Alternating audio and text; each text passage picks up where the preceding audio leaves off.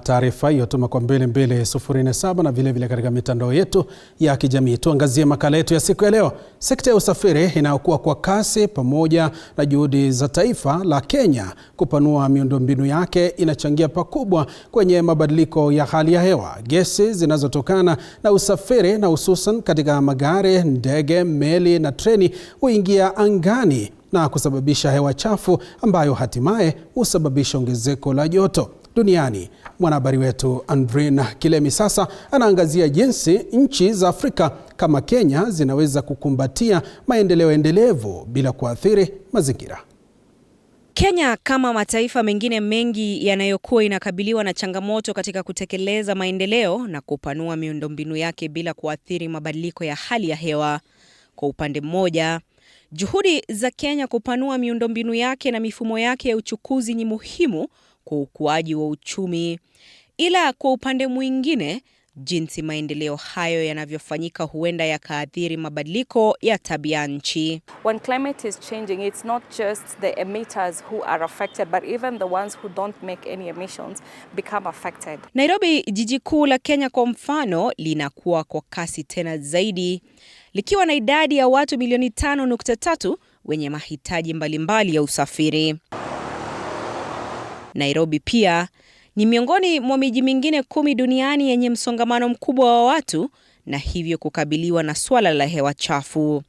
Changamoto kama vile msongamano wa magari, ukiongezea magari makongwe yasiyokarabatiwa kikamilifu, husababisha uchafu wa hewa kupitia kaboni dioksidi, nitrojeni oksidi, vidude hai na vingine vichafu vinavyoachiliwa hewani. It's very comfortable that we all want to drive our own cars. However, globally, 39% of emissions related to transport come from personal vehicles. Yeah, so that being the case, so a lot of it comes from personal vehicles, a lot of it also comes from heavy commercial vehicles.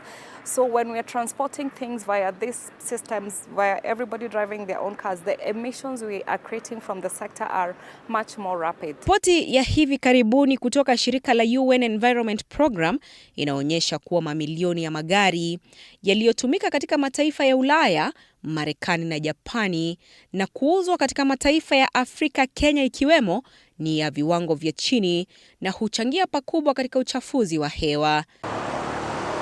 Ripoti ya pili ya kitaifa ya mkataba wa Umoja wa Mataifa kuhusu mabadiliko ya tabia nchi inaonyesha kuwa magari ya kibinafsi yanayotumia dizeli huchangia 32% ya hewa chafu, huku magari hayo ya kibinafsi yanayotumia petroli yakichangia 68% ya hewa chafu. Mabasi yanayotumia dizeli huchangia 90% ya uchafuzi wa hali ya hewa, huku yanayotumia petroli yakichangia 10%. Magari ya kusafirisha mizigo ambayo inatumia dizeli inachangia 90% ya hewa chafu, huku yanayotumia petroli kwa upande wake yakichangia 10%. And the reason this climate is changing is because we are now emitting a lot more gases that are creating a warming effect in the atmosphere. So what this does is when the warming effect is created, we start getting challenges in relation to weather and the climate itself. Temperatures are rising. This is causing ice to melt. So the glacial ice is melting. We are getting a lot more haphazard weather. So it's either coming with a lot of intensity and also the seasons have changed. Maendeleo mijini na ujenzi wa kila mara pia huzalisha kiasi kikubwa cha vumbi. Maeneo ya ujenzi, barabara zisizo na lami na ukarabati wa barabara hutoa chembe-chembe zinazoweza kusababisha matatizo ya kupumua. For construction to take place, there's a lot of use of cement, and cement is actually one of the in that particular sector, it's actually one of the greatest emitters, because for you to create cement you need to have limestone. Limestone has something called carbonates. So when carbonates combine with water and other things, then it also creates CO2, so it increases CO2. So there's that balance of we want to industrialize, but also at what expense. Again, also coal is a natural resource that we having plenty, but again using coal means that we also coal increases carbon dioxide in the atmosphere. So we're increasing the effect in the atmosphere as far as coal is concerned. So there is that challenge of infrastructure, how fast do we want to develop and how much emissions do we want to create in the atmosphere. Sekta ya ujenzi pekee inachangia karibu 40% ya uzalishaji wa gesi ya dioksidi. Ujenzi wa miundombinu jijini, ikiwa ni pamoja na barabara kuu ya expressway, barabara kuu ya Thika, reli ya SGR na bustani mpya ya Uhuru iliyokarabatiwa hivi majuzi, ilisababisha ukataji wa miti mingi ili kufanikisha ujenzi huo. Our roads are all growing. The population is also significantly growing, and it is very unlikely that this is going to change because the population is still going to continue growing. So what we need to do as a country is look at when we cut, then we must replace. The replacement itself will have to take a lot of public goodwill and political goodwill, because this means we are going to have to even talk to people to maintain the forests within their own homesteads, to maintain their forests within their own properties, and to also build around.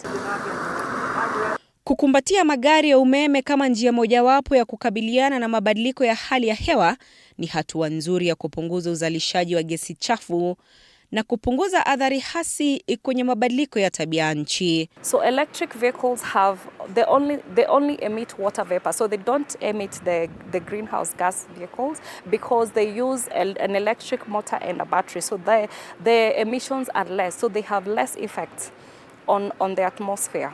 Now, right now, if you were, for instance, in Kenya to say, let everybody have an electric vehicle, they're also very expensive to have. So we cannot do a rapid change for the population to make sure that everybody is using this. Kukabiliana na mabadiliko ya hali ya hewa kunahitaji juhudi za pamoja kutoka kwa watu binafsi, jamii, serikali na wafanyabiashara. Iwapo tu Wakenya wangechagua kutembea hadi kazini inapowezekana au kutumia usafiri wa umma, basi hilo lingepunguza pakubwa idadi ya magari barabarani yanayotoa gesi chafu na kusababisha mabadiliko ya hali ya hewa. Andrin Kilemi, TV 47.